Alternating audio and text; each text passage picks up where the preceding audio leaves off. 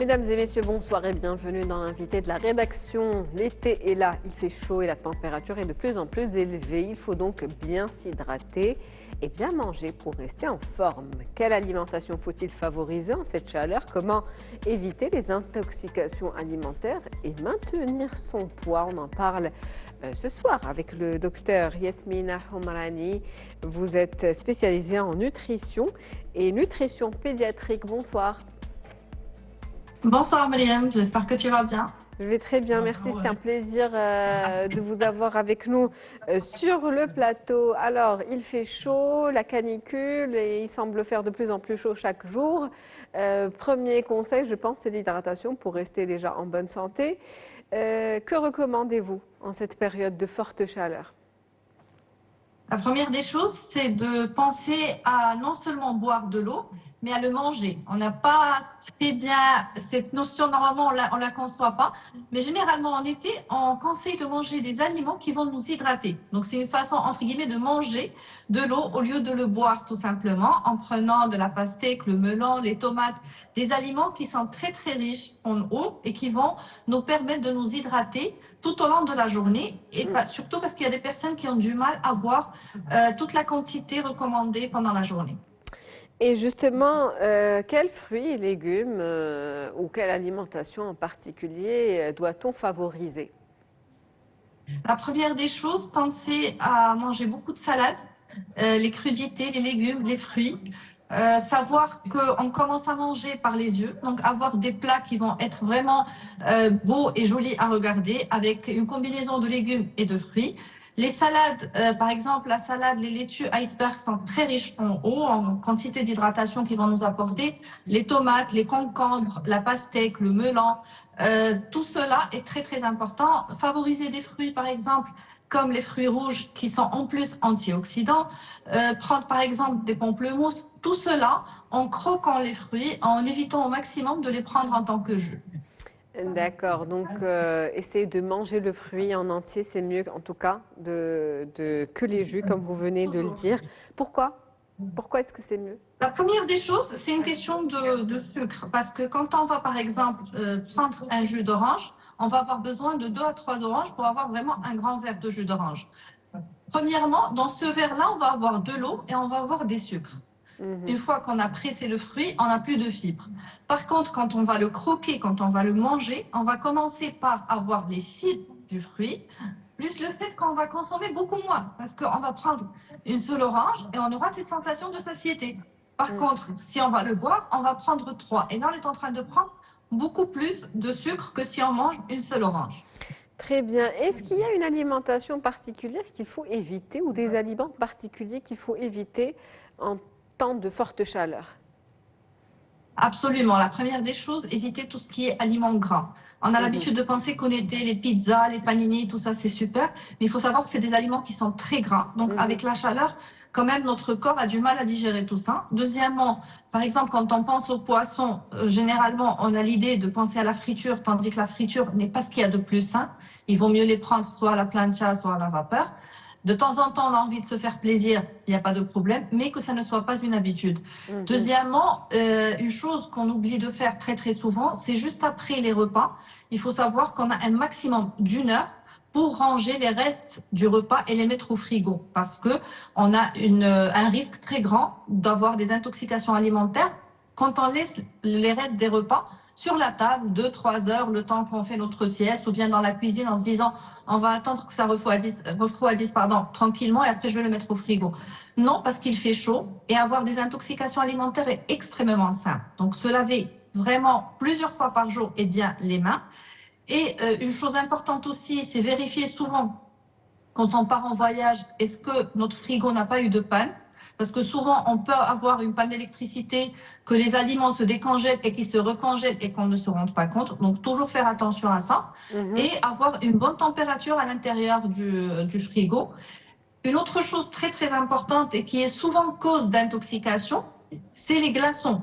Le fait de partir dans des endroits qui n'ont pas toujours une très très bonne hygiène et demander des glaçons. Les Mhm. glaçons se font avec l'eau du frigo, que dans quelques régions, il n'est pas recommandé pour le consommer. Deuxièmement, aussi tout ce qui est les moules en silicone ou en plastique où on met les glaçons, ils ne sont pas toujours très hygiéniques.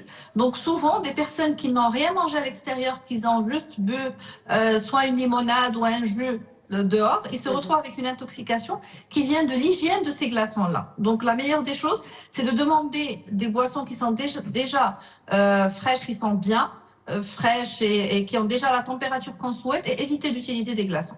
Évitez donc d'utiliser les glaçons et également les aliments, comme vous l'avez dit, gras et les fritures, notamment les fritures de poisson. Mais justement, on Et est les en mayonnaises. été. Pardon? Les fast-foods, les mayonnaises, les sauces, tout ça, Voilà, mais c'est c'est l'été, c'est les pas tous les jours. vacances, c'est l'été, c'est les vacances. Justement, comment concilier un petit peu tous ces conseils? Parce que on n'est pas chez nous en général, on est à l'extérieur, donc les restaurants peut-être, les clubs, les piscines, donc on a tendance à être à l'extérieur. Donc comment faire attention par rapport à cela quand on n'est pas chez nous? La première des choses, moi par exemple, quand je suis dehors, j'ai envie de prendre un sandwich, je demande toujours que ça soit sans mayonnaise parce que c'est la première source d'intoxication, donc je préfère l'éviter. Quand on est chez nous ou qu'on a la possibilité, on peut la changer par du yaourt nature. Donc Mhm. on a aussi cette texture onctueuse et vraiment l'échange il est très très bien, donc ça donne un bon résultat. Deuxièmement, partir dans des endroits où on a quand même une certaine idée sur l'hygiène. Mhm. Et si on est dans un endroit qu'on va découvrir, la meilleure des choses, c'est d'éviter de prendre des fruits de mer, éviter de prendre de la viande qui ne soit pas très cuite, Mhm. éviter de demander des œufs peu cuits. Tout ça, c'est des sources d'intoxication qui vont sûrement gâcher le congé parce que c'est des gens qui se retrouvent avec une gastro pendant 5 jours, une semaine et souvent c'est le temps qu'ils ont de vacances. D'accord. Et quels sont les intox, ou on va dire ces fausses idées ou ces idées reçues qu'on a par rapport à l'alimentation et qu'on devrait corriger pour l'été? On a l'impression que dès qu'on va prendre une salade, la salade en général, c'est un aliment, c'est un repas qui est sain. Mhm. Tandis que ce n'est pas toujours le cas, parce que quand on va prendre une salade où il va y avoir de la sauce, où il va y avoir parfois même plusieurs combinaisons de sauces, ce n'est pas forcément sain. La deuxième des choses, c'est ce qu'on a dit tout à l'heure, les jus de fruits. On a la conviction que si le jus de fruits, il est pressé, c'est forcément quelque chose qui est sain et qui est bien pour le corps. Donc, c'est pas toujours le cas. Comme je vous ai dit, quand on est en train de presser un fruit, on ne prend que l'eau et le sucre. Donc, il vaut mieux croquer les fruits. Et Mhm. l'autre chose, c'est privilégier les fritures en se disant, bon, oui, mais c'est du poisson. Le poisson, de toute façon, c'est très bien pour le corps. Mais en fait, ce qu'on oublie, c'est que souvent, la qualité de l'aliment qu'on va consommer est aussi importante que la façon dont on va le cuire. Comment est-ce qu'on Mhm. va le présenter? Des poissons à la vapeur ou à la plancha, c'est pas la même chose qu'un poisson que j'ai pané et que j'ai fait frire et que vraiment a beaucoup de gras avant de le consommer. Absolument. Donc, on l'a dit, c'est l'été, c'est les vacances, mais il faut quand même prendre soin de sa santé, faire attention à tous ces détails que vous êtes en train de nous expliquer, docteur Homarani. Et justement, pour rester sur les fortes chaleurs et le fait de rester hydraté, quelle boisson doit-on favoriser? Vous l'avez dit, il vaut mieux éviter les jus, peut-être les fruits entiers, comme vous l'avez bien expliqué. Il y a de l'eau, mais aussi l'eau à quelle température? Très fraîche, ambiante, les tisanes. Qu'est-ce qu'il faut favoriser en tant que boisson, en tout cas en été, pour rester en bonne santé? La première des choses, éviter d'ouvrir le frigo, de boire l'eau fraîche, de prendre pardon, l'eau fraîche et de la boire directement. C'est extrêmement mauvais pour le corps. Donc le corps a une certaine température et on ne peut pas venir et donner du froid directement. Donc déjà, il faut le prendre progressivement. Et la meilleure des choses, dans l'idéal, c'est de prendre l'eau soit à température ambiante, soit s'il fait vraiment très très chaud, un peu fraîche, ou bien la sortir un tout petit peu avant de la consommer. Puis après, les alternatives qu'on a, c'est des smoothies. Et on peut prendre par exemple les fruits rouges qui sont des fruits magnifiques pour la santé parce qu'ils vont nous apporter de la vitamine C. Mais en plus, ce sont des produits qui sont antioxydants. Donc on peut, par exemple, moi j'adore les congeler et par la suite les mixer avec de l'eau, donc c'est frais. Là, on n'a pas le problème, par exemple, comme les oranges, parce qu'on ne perd rien. On est en train de mixer le fruit en entier. Bien évidemment, éviter de rajouter du sucre au jus ou aux smoothies qu'on va faire. Prendre des soupes froides, comme par exemple le gazpacho. C'est magnifique, ça va nous hydrater, ça va nous rafraîchir. Et pensez aussi à préparer des infusions, le laisser rafraîchir et les boire un peu fraîches. Et aussi, l'eau aromatisée, c'est une option qui est très très bien, de mettre par exemple de la menthe, du citron, du concombre, des oranges, les fruits qu'on aime, et de les mettre, les laisser infuser dans l'eau ou les laisser tout simplement dans l'eau fraîche. Déjà, visuellement, je trouve que c'est très joli et c'est important d'avoir envie de manger ou avoir envie de boire la chose avant de l'approcher. Donc le fait d'avoir cette bouteille qui est transparente avec des morceaux de fruits, ça donne envie de consommer cette eau-là. Donc c'est une option, une alternative qui est très très bien. Bien évidemment, comme je dis, si on rajoute du sucre, on perd tout l'intérêt. Mhm.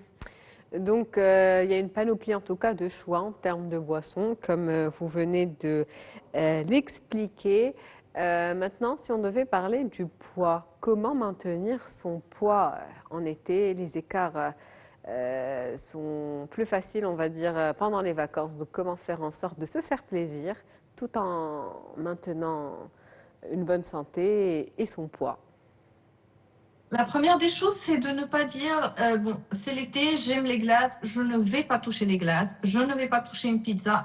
Le fait de s'interdire strictement les choses fait en sorte qu'au bout d'un moment, on va craquer et on va manger le double ou le triple de ce qu'on aurait mangé en temps normal. Donc la première des choses, savoir qu'on a le droit de se faire plaisir parce qu'on est en vacances et parce que manger fait partie des plaisirs de la vie, mais il faut être organisé. Si aujourd'hui je vais me faire plaisir et je vais prendre une glace, je ne vais pas prendre le petit déjeuner avec de la viennoiserie, faire un goûter avec pizza et dîner avec je sais pas, des pâtes et du fromage. Donc, il faut être vraiment très, très organisé. Savoir qu'aujourd'hui, je vais me faire plaisir sur une chose, mais je vais être très sage sur le reste. Prendre beaucoup de salade pendant la journée. Si on a faim, prendre par exemple des snacks à base de fruits secs. Tout cela permet de ralentir un petit peu cette envie de manger. Manger des repas qui vont être légers et plusieurs fois par jour. Par exemple, quand je dis des salades, prendre un fruit, des choses qu'on va prendre qui vont nous donner cette sensation de satiété sans forcément être gras à digérer. Une petite astuce aussi, c'est comment on va distribuer les aliments qu'on va prendre pendant les repas. Commencer par prendre les fibres, prendre les protéines et laisser toujours les hydrates de carbone, que ce soit les pâtes, que ce soit le riz, ce qu'on va prendre comme accompagnement carrément à la fin des repas. Ça permet de ne pas avoir ce pic déjà de glycémie, de ne pas avoir ce pic d'insuline et par la suite ce stockage de gras innécessaire. Favoriser donc les fibres et les protéines et puis l'hydratation, on ne le dira jamais assez. Il y a cette idée reçue selon laquelle on grossit plus en hiver. Est-ce que c'est vrai? Pas forcément. Moi, je pense qu'on a l'impression que ce n'est pas grave de grossir en hiver parce qu'on se dit, vous avez dit en hiver ou en été? En hiver, j'ai bien dit en hiver. En hiver, voilà. En hiver, généralement, on ne donne pas de l'importance parce qu'on se dit, de toute façon, on va porter quelque chose qui va cacher les imperfections, il n'y a pas de problème. Et d'ailleurs, c'est le souci qui se passe chaque année, c'est que vers mai, juin, les gens commencent à paniquer, à se dire d'ici un mois, j'ai le congé, je vais partir à la plage et c'est pas le corps que j'ai envie d'avoir. Donc, savoir que c'est à partir de maintenant qu'il faut s'organiser et préparer comment je veux passer mon année. Est-ce que je veux avoir une alimentation qui va être équilibrée? Le fait aussi de consommer beaucoup de choses chaudes en hiver, c'est une bonne solution, mais il faut choisir ce que je vais prendre. Il y a beaucoup de personnes qui choisissent par exemple une soupe, mais qui la remplissent de fromage fondu, qui mettent des choses qui vont faire grossir forcément. Donc il faut tout simplement être conscient que finalement notre corps déjà il ne va pas réagir de la même façon à 20 ans qu'à 30 ans qu'à 40 ans et que finalement tout ce qu'on va faire va avoir une grande répercussion sur le résultat final. C'est-à-dire que si je passe des mois et des mois à manger ce que je veux, à n'importe quelle heure, à ne pas avoir une organisation de repas, finalement, je vais avoir vraiment du mal à perdre tout ce poids que j'ai accumulé pendant beaucoup de temps et j'aurai besoin du double ou triple du temps pour pouvoir le perdre. Donc, je ne vais pas le gagner en 6 mois et le perdre en un mois. Justement, vous parlez de régimes, des régimes qui se font souvent à l'approche de l'été, mais également en été, certaines personnes qui veulent pratiquer le sport et puis s'adonner à un régime qui soit draconien pour voir des résultats effectifs en été. Est-ce que c'est une bonne chose? Alors, il faut savoir que tout ce qui va me donner un résultat miraculeux un petit peu, ça ne peut pas être bon pour la santé. Quand je vais prendre et je vais choisir un régime qui va me faire perdre du poids très très rapidement, je peux être convaincue qu'il va me faire gagner du poids encore plus rapidement une fois que je vais l'arrêter. Il faut savoir que le corps doit s'habituer au changement alimentaire que je vais faire. Mhm. Non seulement au niveau physique, mais aussi au niveau psychique. Je ne peux pas avoir un corps qui a l'habitude de manger ce qu'il veut et je viens du jour au lendemain et je vais tout arrêter. Il faut arrêter progressivement. Il faut être convaincu de ce qu'on fait. Faire le sport. Par exemple, maintenant, en été, on peut faire la marche, on peut faire la natation pour les gens qui ont soit la plage à côté, soit une piscine. Mais il faut aussi choisir le moment de le faire parce que ça ne sert à rien de prendre une semaine où je vais faire ça tous les jours et après je vais me Mm. fatiguer et dire je ne veux plus rien faire. Donc la première des choses, c'est de le faire soit très tôt le matin, soit le soir pour éviter le soleil, éviter d'être fatigué. Et deuxièmement, ce qu'on veut, c'est faire du sport, être en bonne santé, pas Mm. d'avoir une insolation. Donc Mm. ça, c'est un programme et souvent ce qui est bizarre, c'est que la première personne avec laquelle on a du mal à rester fidèle à nos promesses, c'est avec nous-mêmes. Mhm. Généralement, on se promet de faire du sport, de faire du régime, et peut-être si on a un engagement envers une autre personne, on le maintient, mais envers nous-mêmes, la plupart des personnes finissent par lâcher. Donc, ce qu'il faut faire, c'est se dire que si je me suis promis que je vais partir et faire du sport tous les jours et que je n'arrive pas, je vais le faire 3 fois par semaine, 2 fois par semaine, c'est mieux que rien. Et si j'ai laissé tomber, je recommence. Mais finalement, il faut savoir que le fait de persévérer et d'avoir une routine qui se répète, par la suite, ça devient quelque chose qui va nous faire plaisir. Le fait de manger correctement doit être un plaisir, être convaincu que je le fais pour être en bonne santé et non pas pour pouvoir mettre cette robe ou ce pantalon que j'avais envie de mettre, que c'est une Mm. question de santé à long terme. Finalement, ça se voit dans notre peau, dans nos cheveux, dans le moral aussi, c'est une chose à laquelle on ne pense pas, dans notre sommeil, parce que finalement, quand on mange mal et on digère mal, on a du mal à dormir. Et on Mhm. rentre dans un cercle vicieux que finalement a une grande répercussion sur tous les aspects de notre vie. Absolument. On oublie souvent que ce cercle vicieux peut avoir une répercussion, comme vous le dites, sur toute notre vie et plusieurs côtés, qu'ils soient professionnels, personnels et également cette image de soi qu'on a de nous-mêmes. Donc, pour rester dans cette durabilité, je conclus qu'il nous faut bien un régime qui soit adapté à nos propres besoins et une activité sportive qu'on peut pratiquer tout au long de l'année et donc un rythme de vie qu'on peut maintenir tout au long de l'année en bonne santé. Merci à vous et sans oublier de s'hydrater. Avec Merci à grand vous, plaisir. Madame Docteur Yasmine Homarani. C'était un plaisir de vous avoir avec nous. Je rappelle que Partagez. vous, Merci beaucoup. Merci à vous. je rappelle que vous êtes spécialisée en nutrition et nutrition pédiatrique. C'est un plaisir. Merci. C'est la fin donc de l'invité de la rédaction pour ce soir. On se retrouve demain avec un nouvel invité. Très bonne soirée.